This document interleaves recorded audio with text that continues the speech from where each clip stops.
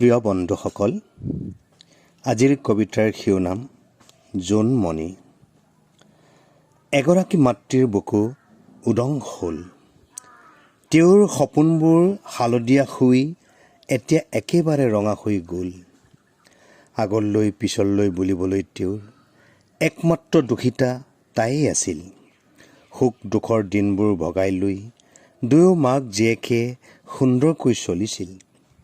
খাকী পোছাক পৰিধান কৰাৰ পিছত তাইৰ কোমল মনটো কঠিন হৈ গৈছিল। অপৰাধীৰ লগত যুঁজিব পৰা বল ক্ৰমাৎ বাঢ়িছিল। কৰ্তব্য পালনৰ সময়ত তাই কেতিয়াও কোনো আপোনপৰৰ মাজত প্ৰভেদ ৰখা নাছিল।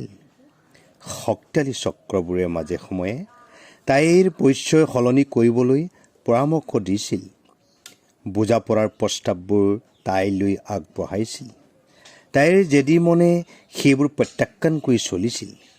তাইৰ পল অনুপৰ কথাবোৰ মাকেও জানিছিল। দিনে দিনে মাতৃৰ টোপনিবোৰ সেয়ে থুটি আহিছিল।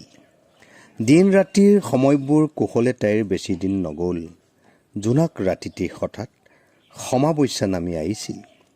তাইৰ শীতল শৰীৰৰ চৌদিশ ৰহস্যৰ গোন্ধ ওলাইছিল।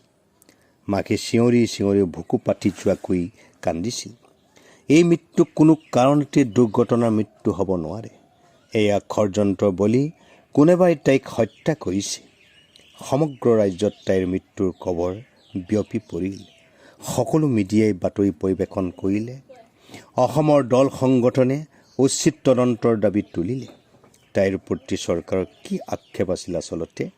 মন্ত্ৰী বিধায়কৰ এবাৰো সৌজন্যমূলক দৰ্শনো যে নহ'ল।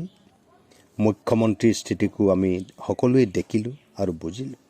সঁচাকৈ তাইৰ শান্তিৰ বাবে আৰু মাকৰ ন্যায়ৰ বাবে চৰকাৰখনে 2023 চনত একোৱেই কৰিব নিবিচাৰেনে? তাইৰ ৰহস্যজনক মৃত্যুক লৈ তদন্তৰ খাতিৰত তদন্ত কৰি থাকিল। দেশৰ সৰ্বোচ্চ তদন্তকাৰী সংস্থাইও তদন্ত কৰি গ'ল। অকল তদন্তৰ প্ৰতিবেদনৰ পৃষ্ঠাবোৰ বৃদ্ধি কৰি গ'ল। তদন্তকাৰীসকলে এতিয়াও সত্যটো উদ্ঘাটন কৰিব পৰা নাই। দিনবোৰ গৈ আছে, গৈ থাকিব আৰু লাহে লাহে এই মৃত্যুৰ যন্ত্ৰণা ইতিহাসৰ পৃষ্ঠাত সোমাই পৰিব। তাইৰ মাকৰ চকু পানীবোৰ বিনা ন্যায় শুকাই যাব আৰু এদিনাখন অন্যায়ৰ বিজয় পতাকাখনহে উৰিব। আজি ৭৭ সংখ্যক দেশৰ স্বাধীনতা দিৱস। স্বাধীন মনবোৰ আজিও বাৰে বাৰে পৰাধীনতাৰ কোঠাত ঠেকা খাই বিধ্বস্ত হৈ পৰে আৰু ন্যায় অন্যায়ৰ যুঁজখন কেৱল আদালতত নহয়, আণ্ডাৰগ্ৰাউণ্ডতহে বেছিকৈ চলা দেখোঁ। ধন্যবাদ।